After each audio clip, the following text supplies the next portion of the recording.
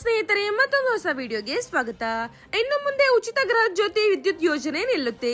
ರಾಜ್ಯ ಸರ್ಕಾರ ಈ ಯೋಜನೆಯ ಬಗ್ಗೆ ದೊಡ್ಡ ನಿರ್ಧಾರವನ್ನ ತೆಗೆದುಕೊಳ್ಳುವ ಸೂಚನೆ ಸಿಕ್ಕಿದೆ. ಹಾಗಿದ್ರೆ ಯಾಕೆ ಈ ಗೃಹ ಜ್ಯೋತಿ ಯೋಜನೆ ನಿಲ್ಲುತ್ತೆ ಮತ್ತೆ ಯಾರಿಗೆ ಪರಿಣಾಮ ಬೀರುತ್ತೆ ಅಂತ ತಿಳ್ಕೊಳ್ಳೋಕೆ ವಿಡಿಯೋ ಪೂರ್ತಿಯಾಗಿ ನೋಡಿ. ಮತ್ತು ಇನ್ನಷ್ಟು ಇಂತಹ ಇನ್ಫಾರ್ಮೇಟಿವ್ ಅಪ್ಡೇಟ್ ಗಳಿಗಾಗಿ ನಮ್ಮ ಚಾನೆಲ್ ಅನ್ನು ಸಬ್ಸ್ಕ್ರೈಬ್ ಮಾಡ್ಕೊಳ್ಳಿ. ಹೌದು, ಈಗಾಗಲೇ ರಾಜ್ಯದಲ್ಲಿ ಜಾರಿಯಲ್ಲಿರುವ ಗ್ಯಾರಂಟಿ ಯೋಜನೆಗಳ ವೆಚ್ಚ ಹೆಚ್ಚಾಗುತ್ತಿರುವುದರಿಂದ ಸರ್ಕಾರದ ಮೇಲೆ ಭಾರಿ ಹಣಕಾಸಿನ ಒತ್ತಡ ನಿರ್ಮಾಣವಾಗಿದೆ.